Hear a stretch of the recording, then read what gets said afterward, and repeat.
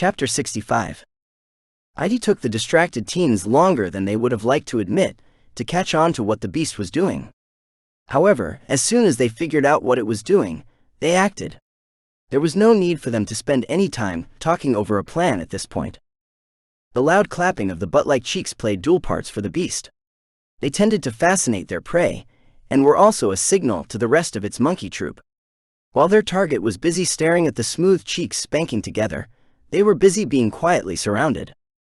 A swing from Nate's kukri took the head off the first monkey that dared to approach, while he made a mad dash for the butt monkey. It pulled its head back at the last possible second. A move that allowed it to keep its head, but also scored a deep cut through both cheeks. A warbling scream of pain burbled out of the hole he was guessing was its mouth. Behind him, Angie and Lindsay were easily dispatching the monkeys that hadn't immediately fled when their trap failed. These beasts weren't particularly strong on their own and were easily taken care of. If you walked unknowingly into one of their traps, however, it was a different matter entirely. That only ever happened to any cultivator once. Not being warned about the beasts was practically a rite of passage. No one would believe that such a ridiculous monster actually existed. Nate wordlessly cut into the butt monkey's chest and removed its core, while the girls did the same for all the other monkeys. Not bad, his father commended them. The squirrel was still on his shoulder, though the streams of blood had stopped and started to dry. In the future, if you run into this particular beast again, be more careful not to ruin the skin on its face. With one hand, he cut off the butt monkey's head and tossed it on top of the squirrel he was carrying. The skin of their cheeks is incredibly valuable for various transplants. Scars, burns, the skin from the cheeks on this beast here can be used on anybody with no chance of rejection or issues. The cores in Lindsay's and Angie's hands vanished 10 seconds short of the minute mark, while Nate stuck around. They officially had another core to add to their growing collection. What do we do with the rest of these bodies? Angie asked, looking down at the dead monkeys. Leave them. Something will come along and eat them. Nothing goes to waste out here, Niall told them indifferently. Nate nodded and began moving again. He could tell his father was growing impatient. Each fight slowed them down that much more than before, and while they had performed well. The goal was to get back to the rig, and his mother and the other guard Fitch before anything happened. He stuck a little closer to the group this time than he had the other times. Without a weapon he could use at a distance, there were limited options available to him if they came under attack. As a scout or a ranger, normally he would have directed the group around potential issue areas, or if possible, taken out weaker threats. However, at the moment, they were following a path, and he was currently the weakest thing around. The best he could do was alert the group to incoming threats and attacks from the back, as he had already been doing. Neither required him to be as far out as he had been. The time spent away from the group hadn't been wasted, as he had finally been able to confirm a few things. Namely, that there were certain limitations to the storage function. Anything that he brought into the real world would no longer appear in the Equip tab for his avatar. It could still be stored, it simply wasn't able to be used by the avatar anymore. Which meant that if he had actually brought out the kukris against Jace that fateful night, his avatar would have gone back inside the dungeon without a weapon. There would be no switching back and forth loadouts between the two of them. He was going to need to get everything twice. Luckily, thanks to an incredibly fruitful hunting session the night before, he had already managed to do that. Not that he could use any of it at the moment. He had no believable way of explaining the appearance of the armor to anyone.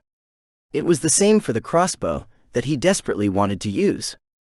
All of it would need to sit in his storage space, gathering some proverbial dust for the moment. Either he needed to come up with a decent method to reveal the items to his parents, or he needed to grow a pair and just tell them everything. Which frankly, he never wanted to do. No matter what, he believed that was a secret that could never be told to anyone. Parents or not, some things just shouldn't be uttered to anyone, and what he was doing with the dungeons was one of them. They checked the site where the leopard with the single tail would have been strung up, and found it empty. Considering each of the remaining adults was already dragging or carrying a body, no one was overly annoyed at the moment. That would come later, after they had gotten back to the rig. Attacks on the group started growing more frequent as they got closer to the truck and trailer. The beast corpses had started to release a powerful smell and were drawing everything around them in. According to Niall, the smell came from all dimensional beasts upon their death. It had something to do with their cultivation, because the stronger they were, the stronger the smell tended to be. You generally had between 6 and 12 hours before the smell started coming out from a body though. They had gotten unlucky and been on the shorter end of that time frame. That smell was exactly what the fans in their trailer were meant to blow out and use to attract monsters to them. Whether it was some sort of pheromone or smell attached to the chi-enhanced meat didn't really matter. All they needed to know was that it worked, not how. Nate and the girls worked together to drive off each of the beasts that attacked them, finding it faster to simply injure and force them to retreat than kill them each time. As they got closer to the rig, the beasts got progressively weaker. Niall had parked the truck and trailer where he did for this very reason. The expedition area for newbie cultivators was wedged between other, stronger areas. Not ridiculously strong, but stronger. Each area was large, but crossovers from one area to the next had been known to happen. It was why the large corporations and rich scions with plenty of strong guards all monopolized those regions. It was where the real money could be made. Not to mention those beasts came with far better bragging rights than most of the ones Nate's group had taken down that day. Of course, it went without saying that the groups in those areas depended heavily on their guards to remain safe. Few of them ever did anything more than drink the day away. As the group got closer to the rig, they were able to make better time, despite the increased frequency of attacks. By the time the truck and trailer were in sight, Nate, Lindsay, and Angie were working together like a well-oiled machine. Against these weaker beasts, they were no longer having any issues dealing with them. Nina was standing on top of the trailer with her bow drawn when they entered the clearing. Fitch was crouched on the ground below her with his crossbow at the ready. Several trails of blood led away into the trees, and there were already several beasts lying dead on the ground. "I take it you beat them back here then?" Nate's father asked dryly as his wife leapt down to meet them. "It wasn't even close. We almost had enough time for a short nap before they finally arrived." Nina gingerly kissed her husband's cheek, avoiding the streaks of dried blood from the squirrel he was carrying. "How did they do?" "Really well. They started off a tad shaky with this beast here." He lifted his shoulders so she knew which one he was talking about. "They did much better with the butt monkey, and then everything that came afterward. I wouldn't say they are ready to go off on their own or anything stupid like that, but they know how to work together now." Now that they were all back, Fitch opened the doors of the large trailer. The guards brought in the bodies they had hauled through the forest and carefully deposited them at the back. Nate and the girls went to each of the beasts in the clearing and removed their cores. From the 8 bodies, they managed to retrieve another 5 cores. The other 3 had already dissipated into the air. Once they were done with that, they started helping the guards drag the bodies into the trailer. Despite the growing number of large beast corpses they had already shoved inside the rig, it wasn't half full yet. Each beast wasn't exactly what anyone could describe as small, either. Nate's father slammed the doors shut and made sure the fans were off for the moment. He slowly sank to the ground with a groan, his back sliding against the hot metal of the trailer doors. "Well, kids, what do you think of your first expedition so far?" he asked while scraping dried blood from his cheek. Nina tossed him a comb and a water bottle so he could clean the blood that had gotten into his hair. The guards set up a perimeter around the clearing. At the same time, they also remained close enough so they could listen in on the conversation. The 4 had worked for both families in the past before. However, this was the first time they had been so impressed with one of their young charges. The girls, and even Nate, had really managed to shock them. All 3 of the teens were hardworking and actually doing what they were supposed to do. None of them were out here simply to get drunk and flirt or take pictures of the big bad beastie they had supposedly taken down single-handedly.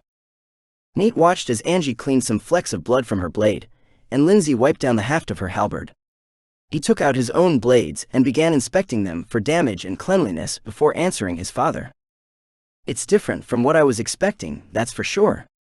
My core has been keeping me from falling over in exhaustion, but I can still feel it creeping in.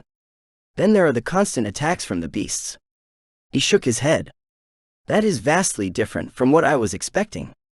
I was imagining more of a raid, where we would cull the beasts in each area. Reclaim the land. He chuckled. I guess it's too late for that. His parents shook their heads. No, there are groups that are trying to do exactly that. Most of us are simply trying to survive and help whichever city we belong to thrive. Remember the teams that were going deep into the dimensional zone where the building appeared? His mother asked him. Nate nodded once. They had made several appearances on the news, so it would have been hard for him to forget them, even if he hadn't seen them inside his dungeon. Most of those were teams working to reclaim lost areas. None of them were particularly strong, but they had a goal. If that was their goal, then they shouldn't have gone inside that strange building, Angie said from the side. From what I understand, nearly everyone who has gone inside has died.